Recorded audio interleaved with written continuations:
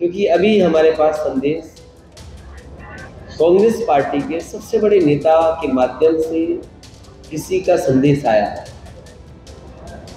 तो अगर वो बात कुछ कह रहे हैं तो मुझे माननी पड़ेगी, नंबर एक। ये लगे कि समाजवादियों की जरूरत होगी तो डॉक्टर हमारे राम मनोहर लोहिया कह चुके हैं, नेताजी कह चुके हैं कि जब सबसे ज्यादा कमजोर होगी कांग्रेस और जब जरूरत होगी उन्हें तो आपको बुलाएंगे, आप मना मत करना, कांग्रेस का साथ दे देना।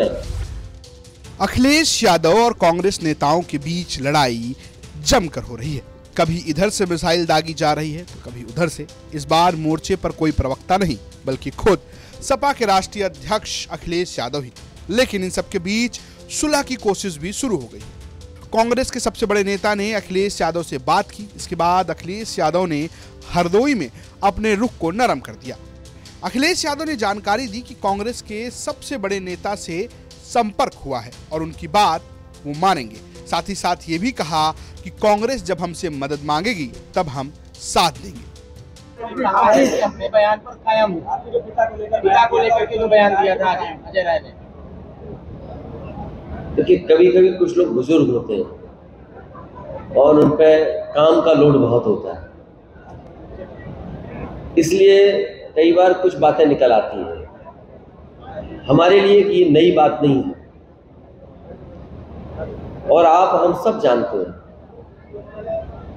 कि जो लोग खिसिया जाते हैं, जो लोग गलत होते हैं, अपनी कमी छिपाना चाहते हैं, वो इस तरह की भाषा का इस्तेमाल करते हैं।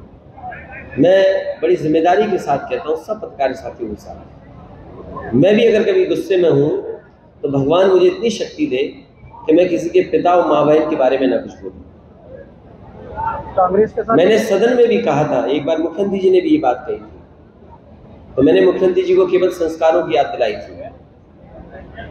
तो ये जो बीजेपी ने कभी फैलाया था मेरे खिलाफ, ये बीजेपी का फैलाया हुआ प्रोपेगेंडा है, जिसमें देश के होम मिनिस्टर ने भी कहीं अपने कार्यकर्ताओं को प्रशिक्षण देते समय कुछ बात कही थी, वही प्रोपेगेंडा चल रहा है।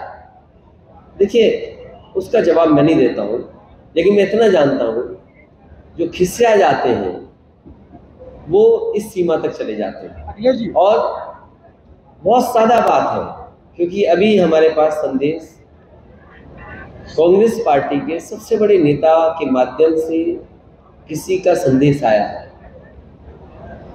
तो अगर वो बात कुछ कह रहे हैं तो मुझे माननी पड़ेगी, नंबर एक। कुछ उन्होंने संदेश दिया है, लेकिन मैं एक बात जोड़ता हूं आपसे, हमें बुलाया ही क्यों था अगर गठबंधन नहीं करना था? इसका तो जवाब कोई दे दे मुझे। अगर गठबंधन नहीं करना था मुझे बता देते आप कि आपको गठबंधन नहीं करना।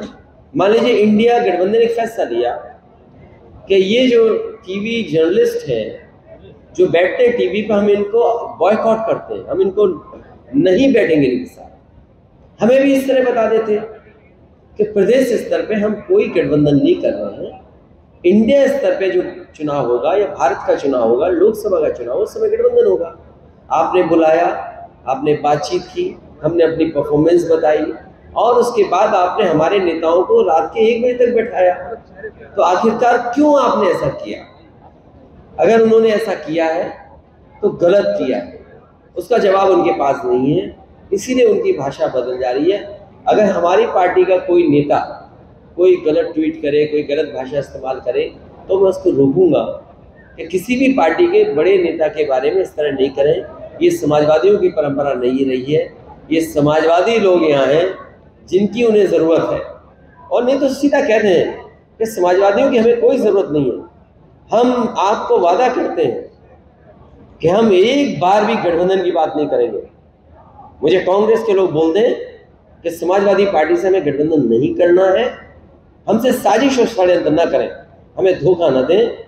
उन्हें अगर इच्छा है गठबंधन करना है तो करें, नहीं गठबंधन करना है तो हमें साफ बता दें, हम अपनी तैयारी करें जिससे हम बीजेपी को हरा सकें। और उन्हें किसी पॉइंट पर यह लगे कि समाजवादियों की जरूरत होगी तो डॉक्टर हमारे राम मनोहर लोहिया कह चुके हैं, नेताजी कह चुके हैं कि जब सबसे ज्यादा कमजोर होगी कांग्रेस और जब जरूरत होगी उन्हें तो आपको बुलाएंगे, आप मना मत करना, कांग्रेस का साथ दे देना। फिलहाल ऐसा लग रहा है कि यूपी में अब इंडिया गठबंधन बच जाएगा। हरदोई से प्रशांत पाठक की रिपोर्ट, यूपी तक।